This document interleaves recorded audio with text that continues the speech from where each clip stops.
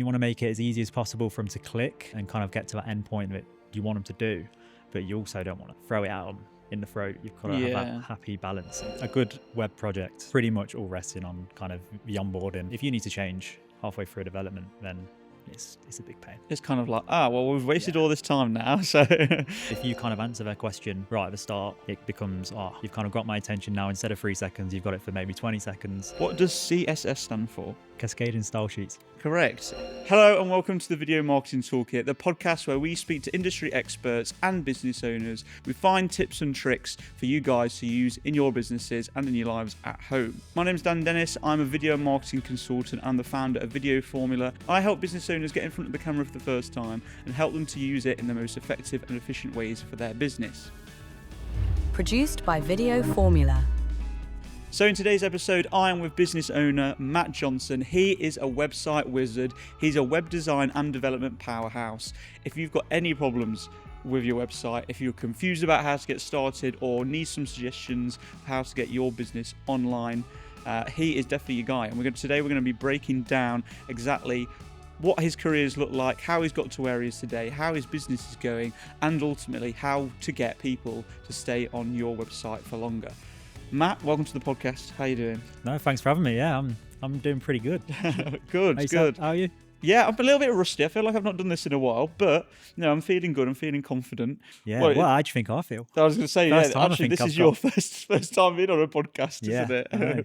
Getting over the nerves. For the people at home who don't know exactly who you are, because I don't always do the best introductions, would you like to introduce yourself? Yeah, so I'm Matthew Johnson, or Jono Designs, and I kind of specialise in web design and development. Basically, just gone freelance really, and kind of took the leap. Yeah, took the leap. Pretty glad I've done it, and it's early days, but yeah, it's going well. Awesome. And we actually worked together for a little bit, didn't we? A few years ago, which is how I met Matt. And now, yeah, as he just said, he's took the leap. He's gone freelance himself. And how's it been going so far? Yeah, good. Very good, and it's very rewarding. I've got to say. You lose your sometimes relaxing at night a little bit, overthinking of certain things, but yeah, it's good. I feel like it definitely, I don't know about you, but it definitely gives me a much more of a boost when I get up in the morning to knowing that whatever I do today, I'm working on myself and I'm building it myself. Do you know what I mean? Yeah, that is true. Yeah.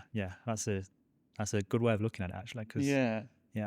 Every move you take, every step you take, it's worth it. And it's it's always something. It's your own thing at the end of the day, you right? have a bit more of a spring in your step when you wake up, for sure. Definitely. 100%. After your 2 hours of sleep that you actually get as a business owner. That's a lot more sleepless nights.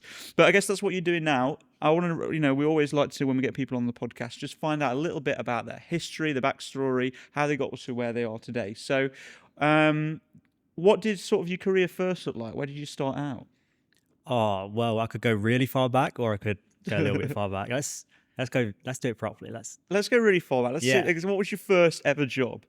Well, so really I started in a graphics field, graphic design. And that came from me being like 9, just making like edits of like footballers and whatnot.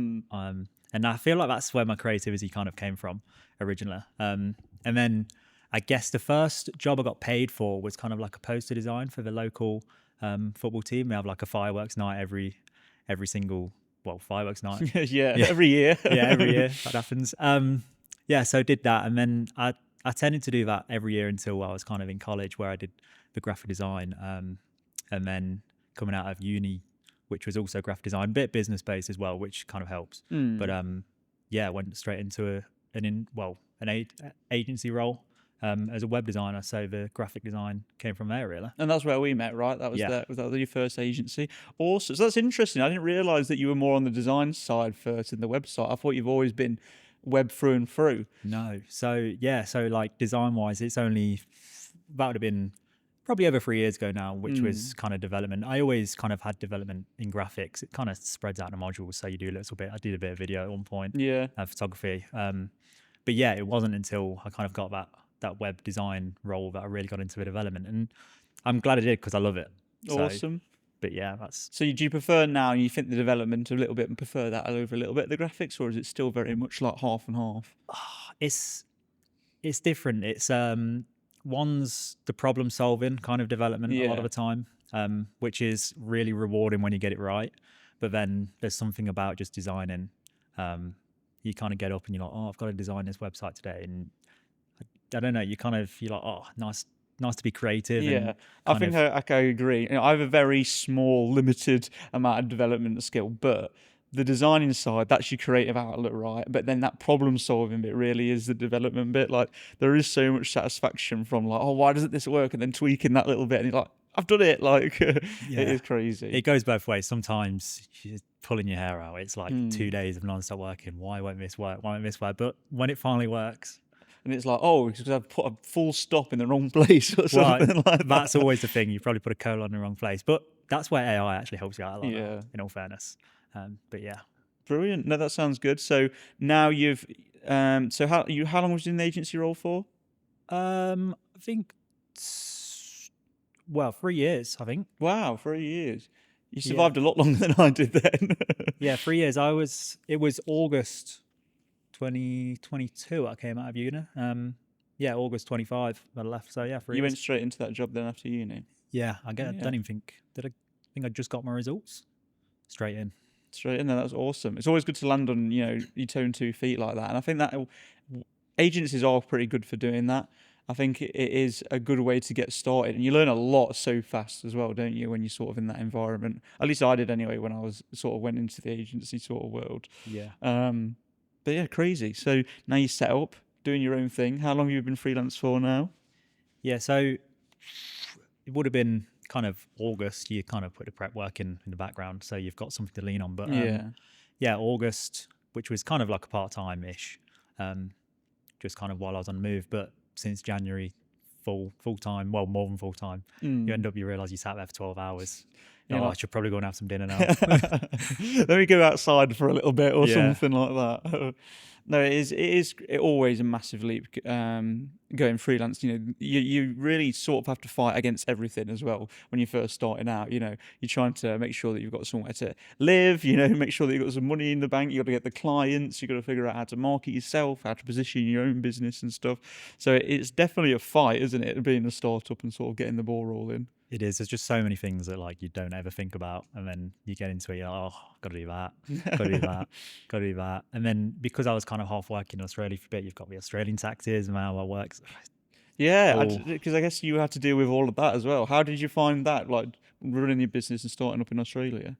Yeah, it was a bit of the same, really. It wasn't like a full business kind of sole trader, so there's no kind of craziness in terms of like stakes and whatnot. But yeah, it was good. And I guess the beauty of my role is I can just do it from anywhere. Yeah. So yeah, I guess the only real change since I came back is just I've kind of had a lot more spare time to really, I say spare time to work. But yeah, it was good. I get they've got a work-life balance good over there, so that was pretty good. But yeah. Brilliant. And who was so when you first went freelance, who was your first customer that you managed to get? It's my first customer. Ooh. And how did you get them? Now, that might be you, or it could have been someone else. Really? I was the first one. Yeah, it's a toss-up. It was like the same time. Yeah, a lot coming through at once. Awesome. Yeah, so just did I reach out to you on LinkedIn just saying I've gone? I think you reached out to me saying you've gone freelance. It was kind of just like, keep my name out there. Yeah, and then I was just like, well, actually, I want a website or something like that. I think it was very quickly afterwards. I just messaged you again, right? I was like, this is what I want. Yeah. You're like, I think, funnily enough, yeah, I need a website. And I'm going into a bit of a testimonial here, but I'm so sort of happy at how that website sort of turned out. The fact that you just took my ideas on board, the graphic designer's ideas on board. Obviously, I had my brand guidelines done as well. You had some extra ideas to sort of throw in the hat, and you just got it straight away. Like, if I was ever sort of like a little bit grey about something or trying to describe something, you almost knew exactly what I needed and just pulled it out, which I thought was a really good skill, because it's not easiest thing to do sometimes when someone's trying to describe their vision to you, if that makes sense. Yeah, well, that probably goes back to the graphic design stuff. You kind of learn as clients. A lot of times someone might come to you and say, oh, that just doesn't look quite right, and you kind of learn to kind of get it out. It's like, let's try that. Yeah. Like, let's add this into it, sort of thing. And I think that's kind of, that helps. But also, I guess, just a little bit of experience. You kind of, once you've done a fair few and kind of you've got that creative kind of vision, but also I guess kind of looking at kind of existing websites and whatnot. You just got to mix them up. And if a lot of the times, not sometimes, probably a lot of the times, the client doesn't know what they want. If I'm being honest. Yours was actually really easy because you had brand guidelines. And I don't feel like I had to kind of really say anything really. You kind of, because I grabbed that, I found that pre-existing theme that I kind of liked as well, didn't I? yeah, Which I guess helped a lot from a design perspective, because you can be like, right, I know what I'm working with here. yeah, like even, yeah, you can take anything from like what works well with it and kind of mash it together. Even some of the worst themes, they've got good things going from. So you just take what I guess you like from that theme and bring it forward. And I think you were pretty obvious about what kind of parts of the theme you really liked. So that's a lot of help. So. That's it, to be fair, and that really, in finding that theme and doing sort of understanding what I wanted, I think a lot of that came from the brand guidelines and the work that I'd done with the branding expert anyway, with Sophie. So it was good that she managed to pick those bits out. And just thinking about the preparation, if anyone's sort of thinking about rebranding or starting with a website, I think it's really important to plan out and sort of get an idea of what you want first. Because if you go into halfway through a build and then you realise, oh, I didn't really like any of this, and I just want to change you know what I mean? If you weren't fully set in your heart in it, I imagine that pulls up so many more issues later down the line than if you planned it out properly first time round and actually thought about what you wanted and why you wanted it and things like that. Yeah, for sure. I mean, a good web project is pretty much all resting on kind of the onboarding and making sure that I guess I understand what vision you have, and you can speed it up and like, you know, try and fill the gaps. But a lot of the times, you kind of need to get that information off the person, which it just sets the tone for the whole website. If you need to change halfway through a development, then it's a big pain. It's kind of like, well, we've wasted all this time now. So what you gain in kind of maybe kind of cutting some corners in the onboarding, if there's any changes in development, you're doubling, tripling the time. So you get that right at the start, and then Awesome. So how did you think our project went then? How did you think it as a whole? Was there any sort of like any challenges, or was there any interesting parts that stand out for you?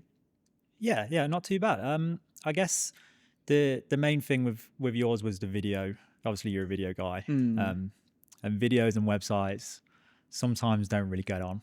And we went for that kind of Netflix sort of kind of UI sort of thing, which, to be honest, I'd never done before. That was a new area for you to explore. So I thought, let's. I thought it was a good idea, and I really wanted to do it as well. But yeah, I guess they're just all a little bit finicky videos on a. And I imagine, because they are big, right? And they are important for a website because they're really helpful in terms of the marketing and getting people to stay on the page for longer and giving people information. But what a website likes doesn't really fit in with the huge all singing, all dancing videos as much. Sometimes you have to really find that sweet spot of the two. But I think it came out really well for the Netflix style that we went to. If you've got wanted to sort of see exactly what we're on about, head over to our website, videoformula.co.uk, head over to the Learning Hub section, and you'll see exactly what we're talking about. And it's sort of like, if you're on Netflix, once you're hovering over a certain section and it like extends and the video plays, that's what we was going for. So already just knowing a little bit about websites, I'm thinking that's going to take a lot to sort of deal with and get done right, but you managed to do it. Yeah, I guess the concept and on paper it's not too difficult, but it's just once one little thing goes wrong, it's like a chain reaction where like, you then fix something, now that bit's broken, you fix that part, and then that bit's broken. But yeah, it's something people know, that UI. So I guess people are going to be able to use it.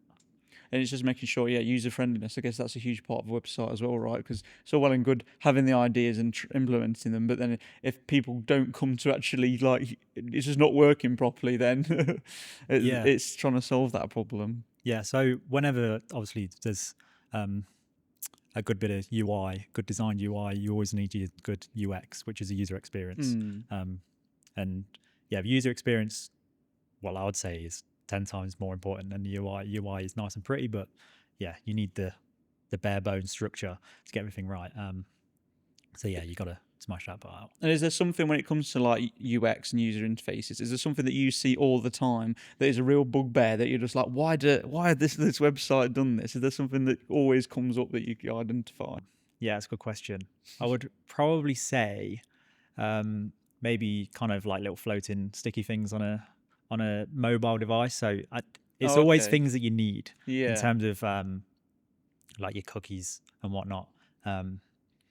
But maybe it's just like just the me. pop-ups that sort of interrupt you, that kind of thing. Yeah, there's pop-ups, and pop-ups have their own reasons, marketing, email marketing, and whatnot. And there's reasons for it. It's just that trade-off. What do you prefer? But yeah, it's them little kind of buttons that on a desktop are fine. When you go to a mobile and you're scrolling or you click it by accident, it's just really annoying. Or you're just trying like to fight your way through all of them, trying to get through. Yeah, something that you highlighted to me actually, which I thought was really interesting, which something that you come across every day, but you don't realize how much is integral, is on the mobile website when a web page wiggles when you scroll down and it doesn't fit. Do you know what I mean? When you can scroll down on a website on a mobile version, and some websites, rather than it being fixed, you can actually move the web page from left to right. And I was like, I didn't realize that was a thing. But then you was like, that is a thing that you solve, like that you have to solve in a website. Yeah. It's never, to be honest, I don't think it's ever intentional. Yeah. But yeah, you've just got to scale it down and make sure that everything fits kind of within that structure. And usually it's not a hard thing to fix, but it finding and locating what it is. It's just stretching your web page out. Just to fix it so it doesn't break it like that. Yeah. Because I actually picked up on something the other day that actually also helps SEO. So if your mobile version of a website does that, Google will rank it down when it comes to its score. So it's actually, because that's what sort of highlighted, because you mentioned it, and then he spoke about it as well on this on the course that I went on. And I was like, actually, it means a lot more than you actually think. But I guess it all fits into usability, right? How well the website is used by people, and is it easy to navigate? Because that's all comes into SEO as well. So it's it's interesting when you put it all into perspective on how much user journey and user interface actually affects things. Yeah, huge. Then a lot of kind of user experience just go into SEO. Yeah, I'm not an SEO specialist, but everything that I do in terms of usability, whether someone stays on for longer, and however I try and do that, if they stay on for longer, obviously SEO gets a little bit of a bump, or something's like a little bit off accessibility wise, and then SEO is like, not sure about that, so we'll mark you down. It's just everything really. As long as everything's kind of tied up nice and neat, then your SEO's sweet from a user experience point of view. But yeah. Is there any sort of like, just like on the topic of SEO, is there any sort of like fundamentals that you always make sure sort of go into a website so that it's sort of ready and raring to go? Yeah, I guess your breadcrumbs. Breadcrumbs when you kind of going through kind of 2 or 3 pages to get something like a subservice or whatnot, kind of always has to be on there. And just making sure that when I'm developing it, that kind of there's the H1, the H2s, basic stuff really from a SEO perspective. I guess if someone's an SEO specialist, they're thinking obviously. Obviously, it's a no-brainer. But this is a podcast for everyone. Some business owners might have no idea even what SEO is. So just kind of having the one important. H1, well, at least 1 or 2 H2s, and kind of going from there. But yeah, it's just a framework, making sure you've kind of got something there so the user can change the metas and whatnot. My website's not going to be crazy SEO'd up, but yeah, it's going to be there ready for someone to come in and actually be able to tweak it, upgrade it, optimize it. I think was it Yoast SEO? That's what you used on mine, was it? Yes. Yeah. So sort of obviously when Matt handed that over, I went through looking at Yoast SEO on this is a WordPress website, by the way, sort of going through optimizing that, making sure that H1s, which are the main headings of the page, are all sort of the right keywords that I want people to find it, that it makes sense, and then also going in the H2s, which is the subheadings, that they also reinforce the keywords, and then the body text, which also has got keywords in it as well. So it just helps you format your website right so that Google knows what it is and people understand what it is when they're reading it. So lots of sort of advantages, I think, to actually having that structure, really, isn't there? Yeah, and a lot of a website you are entertaining kind of Google to kind of mark it up, and just having that base structure there obviously helps. Yeah. Awesome. Going back to a bit on design as well, is there like a design aspect in a website that you really like, or something that's really stood out to you recently that you can maybe share with us? Or like a website that you're like, that's a cool design, that's a cool little feature. Off the top of my head, probably not, but I do tend to kind of go on a website called Awards. It's got like 3 W's on it. Okay. Which are kind of, they have a website every day all the time, and I like to go on there and just kind of look at a website, why it's won the award really. It's usually one feature that's like It's like, maybe a this lid is out of a cool box, sort of thing. lid Yeah. out of a box, or it's just, maybe it's really simple, but it's just done like really well. So it's just taking kind of little things like that, for sure. I guess my style, I guess, is more of that modern kind of, the best way to describe it is kind of looking at Apple. Yeah, that clean. Yeah, not doing too much. Say not doing too much. Sometimes organized chaos like is its own sort of thing, and a lot of people love that. Mine's probably that sort of modern. It's probably got like an art word that I And everyone has your own style though, right? Do you know what I mean? So it's, you do it enough and it becomes the Matt style. So yeah, pretty much. And then you could probably notice kind of, oh, that might be a Matt website. just going on the basis of design, any sort of like the key fundamentals, because that website that you mentioned, Awards with 2 W's, was it? 3 W's? I think it's got 3, yeah. But that's really good for finding inspiration and research, right?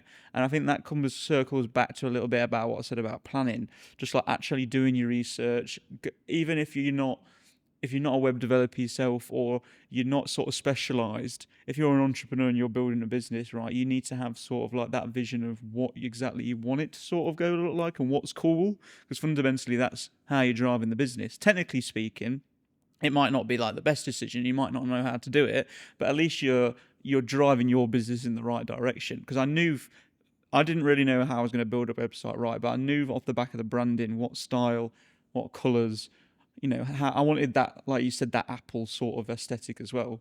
So I think it was almost fate that that's what I wanted, and that's what you kind of did anyway.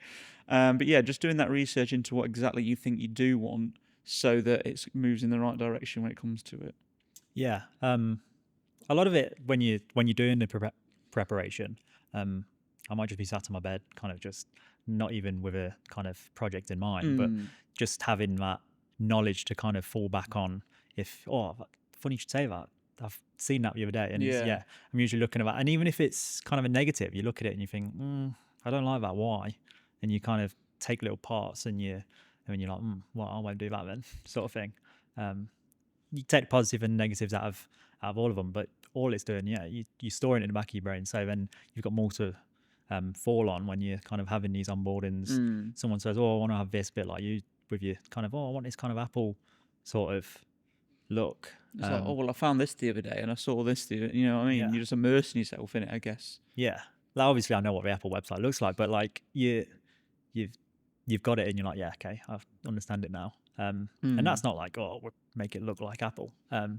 It's, you take your certain aspects, like the cleanliness, just smooth little animations and things like that. Yeah.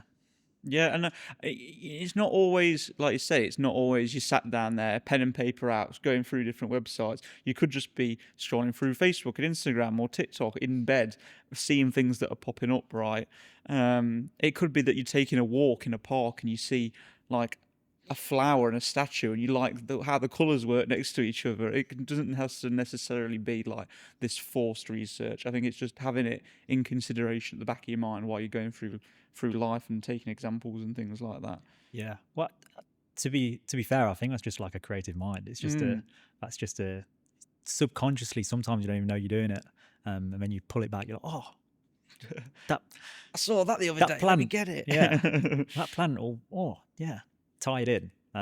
It just all builds even subconsciously sometimes. But yeah. Do you think, to be like an entrepreneur and sort of like go out and start your own business, do you think that inherently you are a creative person from the get-go? Like, do you think you have to have some kind of creativity to start your own business? Yeah, I think so. Creativity, confidence, and I guess it's just a drive, because some people, I guess, aren't maybe naturally as creative. But Mm. they're probably creative in different ways. Yeah, you're probably right that they have to be a little bit creative. Like you do, because you can't, if you're not creative, then you, in a way, you can't have that vision to begin with, right? You can't have that drive to want to do it because you can't picture what you want, sort of thing. Yeah, and just sometimes creatively, like I went video wise, I wouldn't be anywhere near as creative as you, and website wise, and I consider us both creative people. So it's just a different version of creative where you've got to kind of maybe see in the future, not see in the future, but kind of work out where you want to be.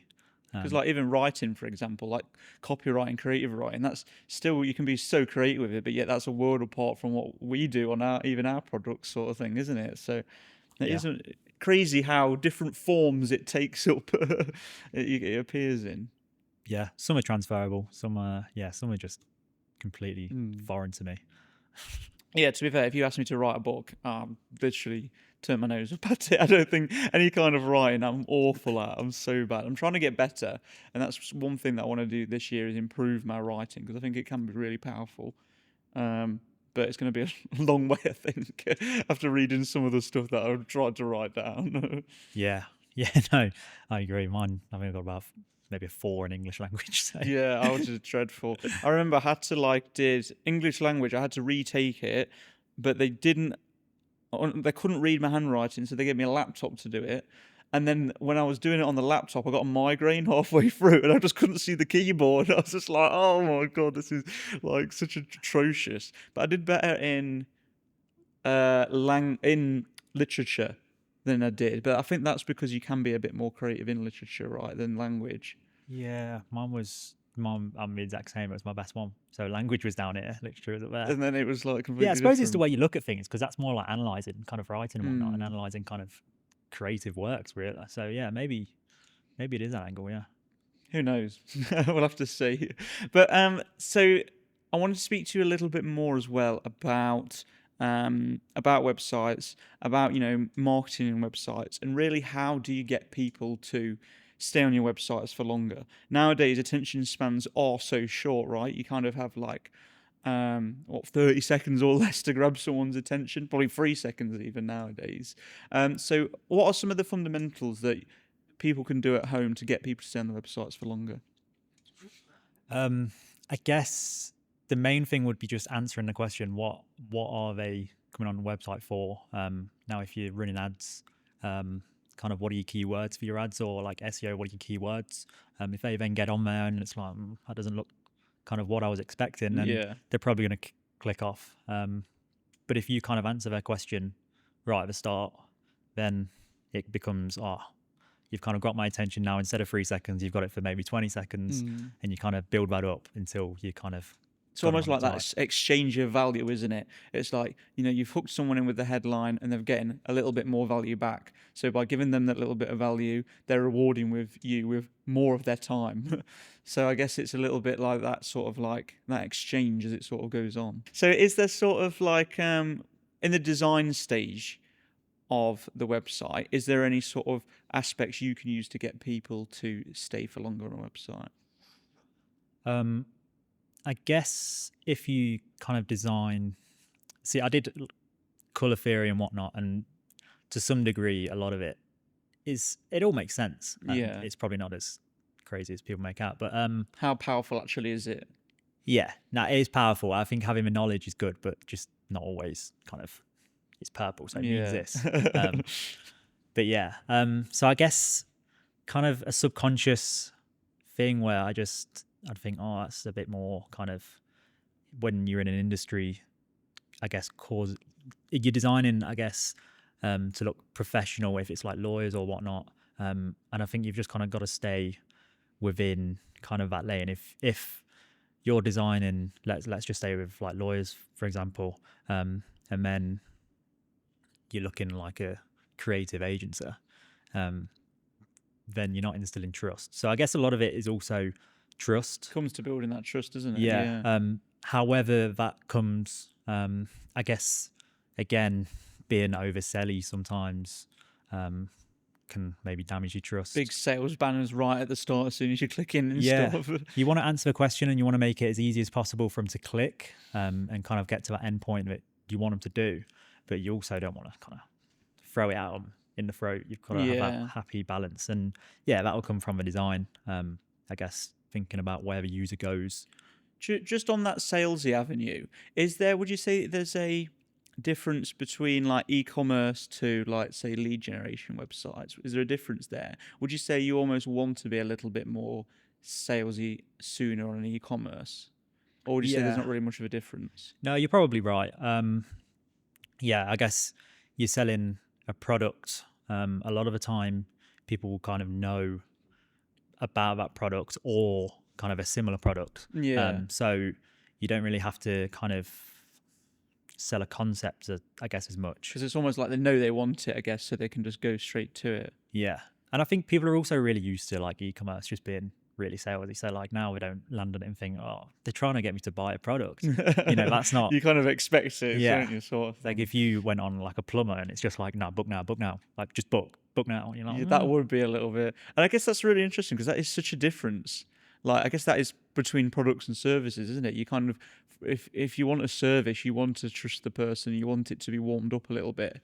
Where with a product, especially with things like Amazon, it's like you just care, am I going to get this tomorrow? Like how cheap is it? And how quickly can I get this? Like, but with a service, it's always like, are they going to do the job properly? So it is very much different, sort of like those initial questions are quite different. Yeah, I think there's probably more covered in products as well. If it's not up to what you want, you could send it back if you wanted to.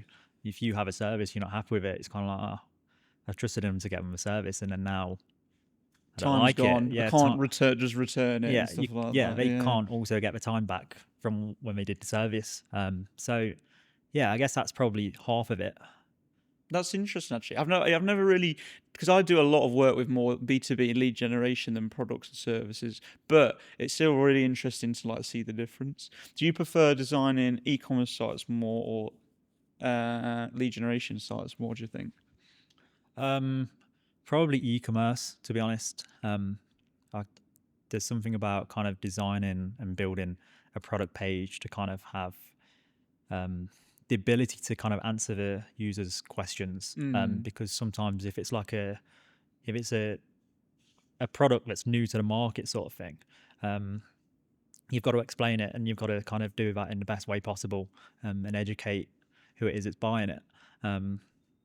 But which I guess still comes into that building trust element, right? If it's a really new product, you're still going to have to warm people up to it, aren't you? Yeah, it's probably that hybrid approach. But I don't know, there's something about a user experience that we all do as people a lot of the time is buying stuff.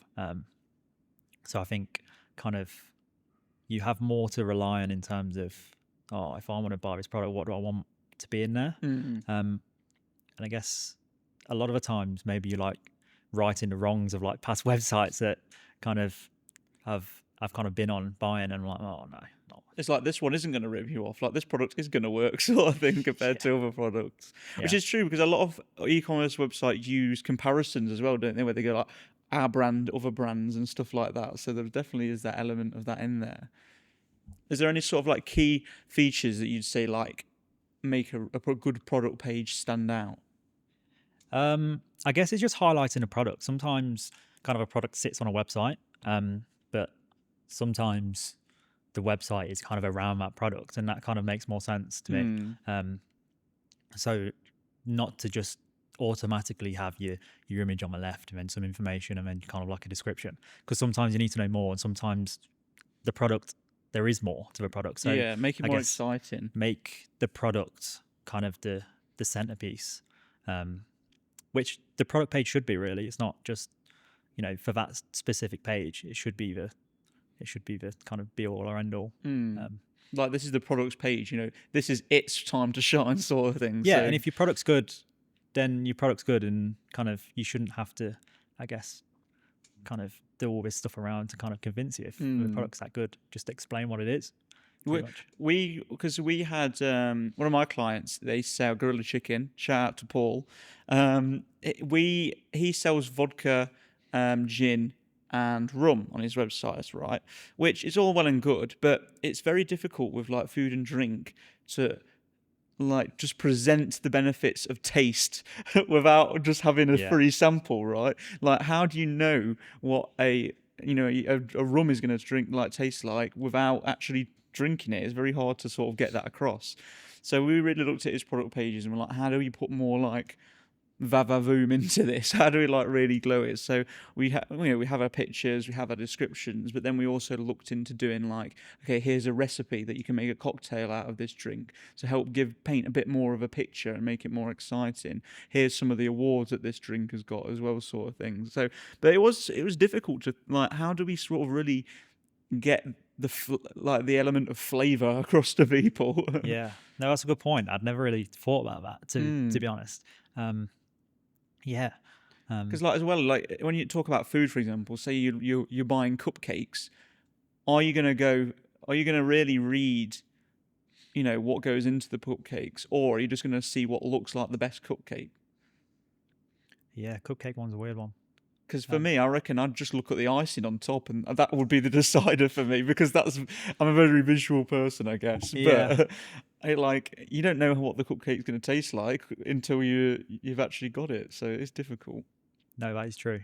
Yeah, because cupcake's a weird one. Because I used to drink smart water when I was younger, and it was all just because I liked the packaging. That's and it. It's like, oh, I like smart water. It's the best tasting one. It's water. It just looked the best. Yeah, with cupcake, I'm not sure. Yeah, I guess whatever looks the best. Because it could be the best cupcake in the world, right? It could like taste amazing. It's got like truffle oil or some really expensive shit in it like that. And then on the other hand, you've got like a Greg's cupcake, but it has a really nice icing on the top. If you see that on a web page, fundamentally, you're going to go for the one that looks just nicer because it's like you've got nothing else to base it off, have you, really? No, yeah. So it's a difficult one. I always wanted to do like a B2C product business. I don't know what, and I definitely want to do it one day. But I've always done like B2B, like selling videos and photos to businesses, right? But I was like, I want to find that one good product and like, what could I sell? I've always had the idea of like going to a markets and like selling it in the shop front and stuff like that. But I've just never found the right product, really. Yeah, no, I agree. And it's one day you got to find it. Yeah. Because like even like when like Paul, for example, when I see him go to the market, it's like it does seem like fun. It's a lot of work, definitely, but like or my mate once had a little he had a trading card company and he was selling Pokemon cards at this event, and I went to help him out, and I was loving like talking to people, getting people coming over and stuff like that. Like it was great, but I can imagine it is just a lot of effort as well, like trying to get the numbers and actually trying to get sales across the line and stuff. I suppose it's still got to be your passion, though. Really, you can't kind of half-art it. So you've just got to, if that's your passion, I guess the hard work never feels as much hard work as such, or you get more reward out of it, I assume. But yeah. Because when I was working at the agency, I wanted to set up a board games business. So I made the company, I got the website ready on Shopify. It was called boardgamemarket.co.uk, and I did all the prep work, and then I was like, right, let's look into getting some board games that I can sell. Realised there's no margins in board games whatsoever unless you've got a storefront or like you're buying loads in at a time, and I didn't have the capital to start that. So I was like, well, that's that idea gone then. Closed the company down, got rid of the website, and I was like, that was a waste of time. Company's house. Opened one day later. It literally, if you look at my name, if you search my name on Company's House, you'll see the first company open was Board Game Market, and it was closed down within a few months. I was like, what? But at least, I guess that was like the stepping stones that I did in order to knowing how to set up a company. You know what I mean? I knew what I was doing, right? I think if you do something enough times, I guess kind of trying to find that kind of angle, that thing, then something will stick. So yeah. Just gotta keep at it. Yeah, I will find a product eventually. Like even once I was talking to like teeth whitening strip suppliers in like Turkey at one point, and I was like, should I buy in a crate of these teeth whitening strips? And I was like, that sounds like more hassle than it's worth. I was thinking about board games at one point. In uni, I was on about trying to sell glow sticks. Glow sticks. Like, I don't know, I had this weird idea of being like the lucky man of uni, where I would like go around selling like Just going to glow sticks and stuff. primary school discos. I don't know if I could do that. Yeah. The glow stick man that goes around all the primary schools. Yeah. But like, yeah, I definitely want to do it at some point. But I just got to find the right product, I think. And like you say, it's got to be something you enjoy. Otherwise, it's going to be half-assed job sort of Yeah. thing. I think, yeah, I'd love to do it. And I've been saying for like the past year, I got into coffee like a year ago, and Oh, now I'm like such a nerd. Yeah. you're a the coffee nerd now. espresso machine. I'm timing it, make sure the extraction's right. Really? 19.2 grams, can't be 0.3. You know? Yeah. So something like that would be great if I. But then Would you see yourself doing your own coffee shop, or would you see yourself doing a coffee brand or a coffee tool? probably a coffee shop, but I guess with it's like a lot of these coffee shops nowadays have their own merch and whatnot. Yeah. Kind of going Building with a that angle community. and kind of highlighting indie, I guess, beans and whatnot on there would probably be the angle. But yeah, I'll tell you what, we'll go into business. You can do the coffee. I'll bring the board games. Yeah. We'll do a board game cafe. Exactly. Perfect. Problem solved. But then again, that's still, I feel like my problem is as well, I get really into something, and then my next stage after that is like, I'm going to do this into a business or something like that.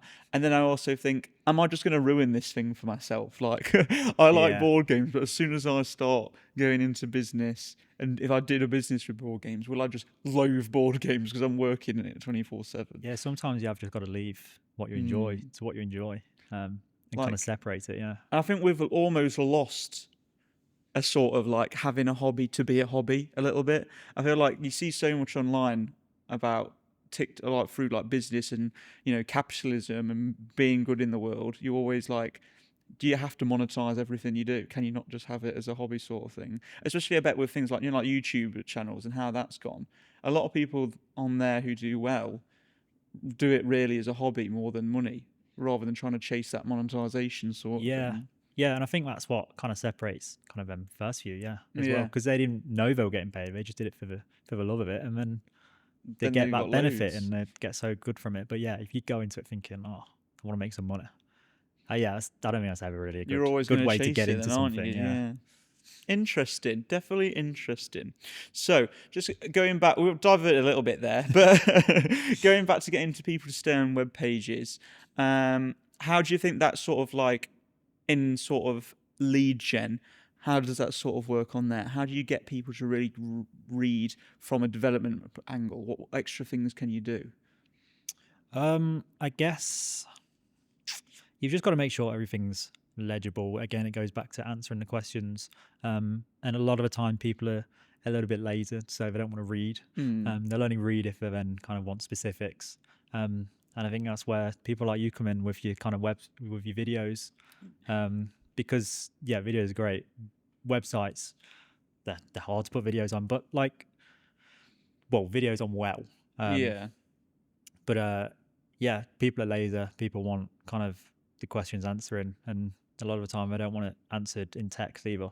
They want it kind of video. Cool. They want it, you know, spelled out to them. Yeah. They can see it as well as like hearing it as well as reading it. Because I think, I think I'm always going to say this, obviously a little bit biased, but videos amazing for websites. It just helps you get that information quicker. I myself barely read anything at all unless I know it's going to give me exactly what I want. I'd much rather have someone speaking it out to me. I'm hearing someone. I'm building trust with someone a little bit more. I understand it better because I think it all comes down to like learning styles as well. Do you know, like some people like to read things, some people like to listen to things, some people like practical elements, whereas video ties together all of those learning styles and gives it in a package that is accessible to everybody really. So I definitely think they do help you sort of carry your message a little bit more and get people to stay on your website and learn a little bit more about you. Yeah, I think, and the text is kind of always going to be there. So the people that like to read are always going to be happy in that sort of kind of thing. And but yeah, video, I'm the same. I will go on a website and I'll find either huge letters that are spelling out to me like the key parts, or I just click on a video Yeah. I won't sit there and I won't read it. Or I Unless, tend to like use AI search on Google Gemini, find the headline that comes on, and then it attaches a video next to it, and then you just click that video straight Yeah. away, sort of thing. yeah, Even. no, you're right. I do the exact same. And if it's something really technical, if I want to if I'm like DaVinci Resolve how to edit in a flying square, do you know what I mean? That will give me it straight away then.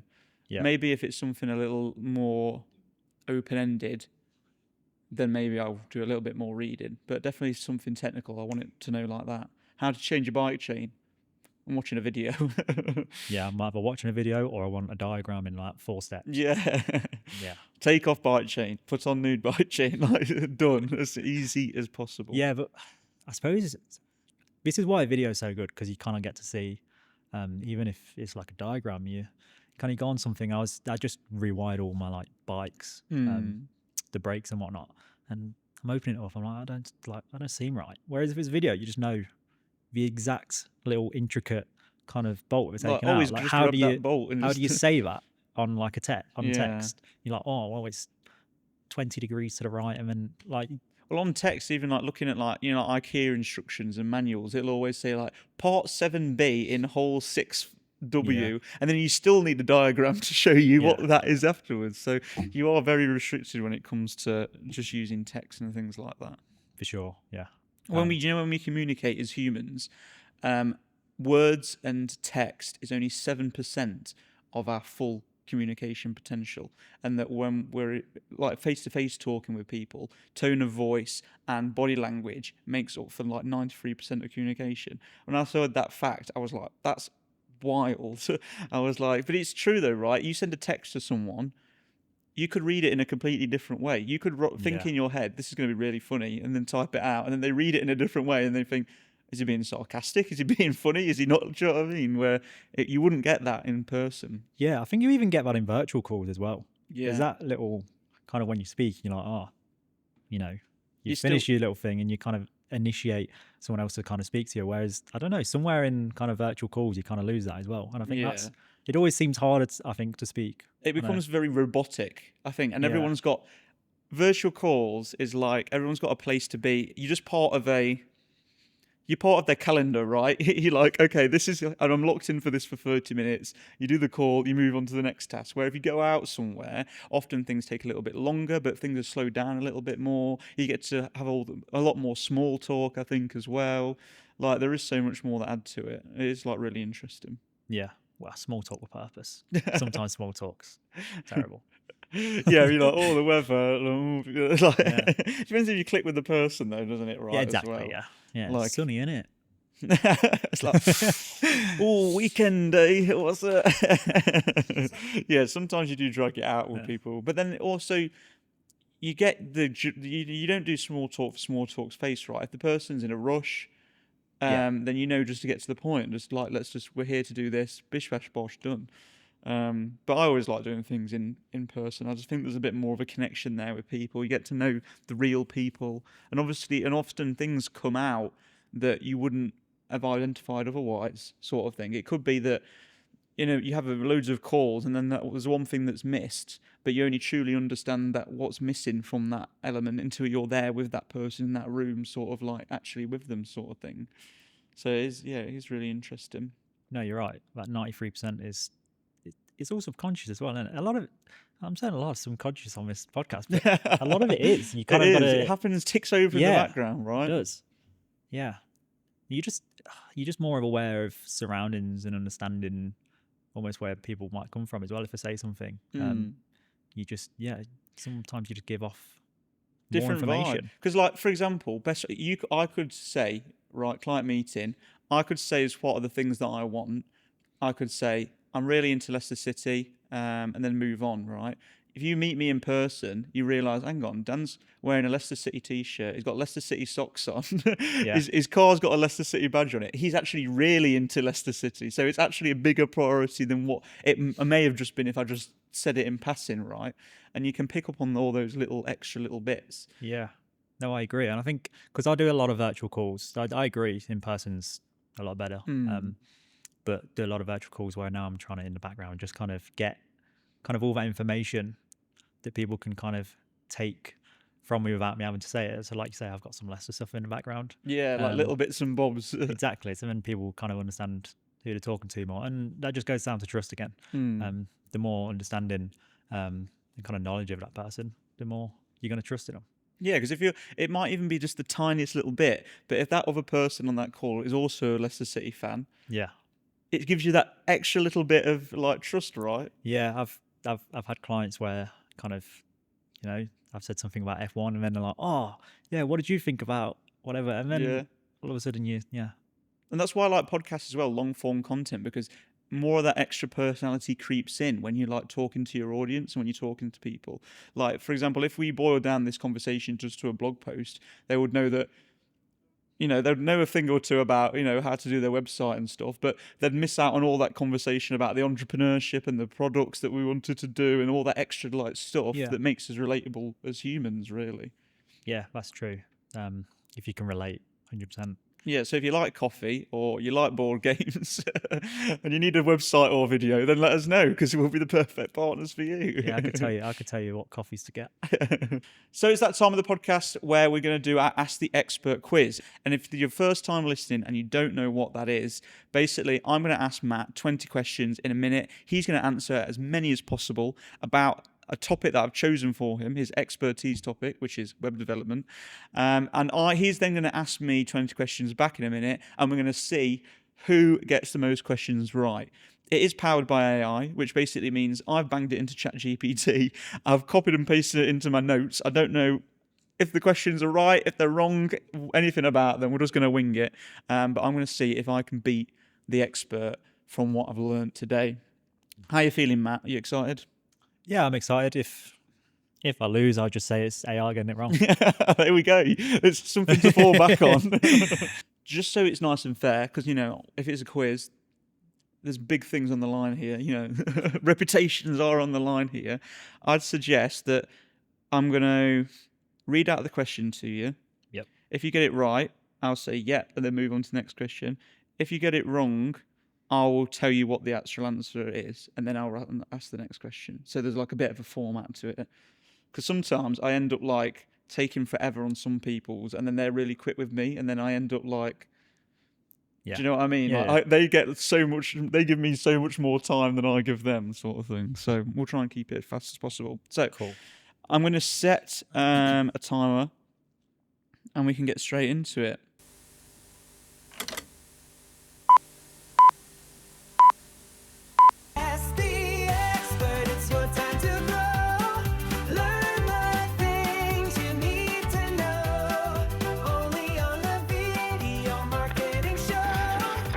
Are you ready?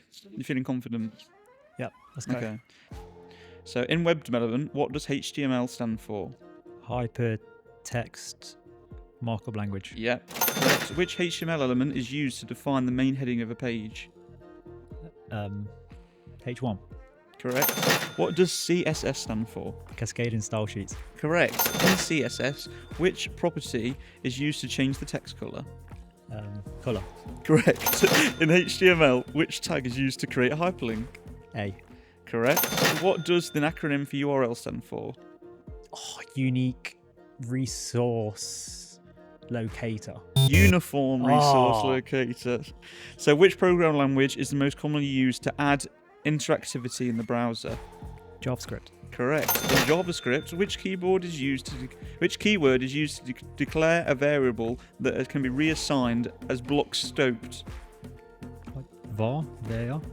So in JavaScript, which keyword can be used to declare? That's the end. I butchered that one for you. But it was let. Oh yeah. But I wouldn't have got that anyway. That was no. To be honest, there's like 3 of them, and I've never really known. To be honest. It's always like, does that work? No. It's like, no, I'll try the other one. So I think you did. Yeah, you did really well there. You got 1, 2, 3, 4, 5, 6, which I thought was pretty impressive. Okay. Right, I need to ask some questions for you. I've got some questions here already. Oh. So I've already done it. Oh, yeah. I've not looked at them, I promise. Yeah. I've not looked at it. That's what I mean, it's powered by AI. I've just grabbed it and just put it in there. So I promise, I'm more likely to see yours first than obviously mine. Because Wait, hang on. What does DOM stand for in context of web development? No idea. Next. Document object model. In CSS, which property controls the layout direction in a flex container?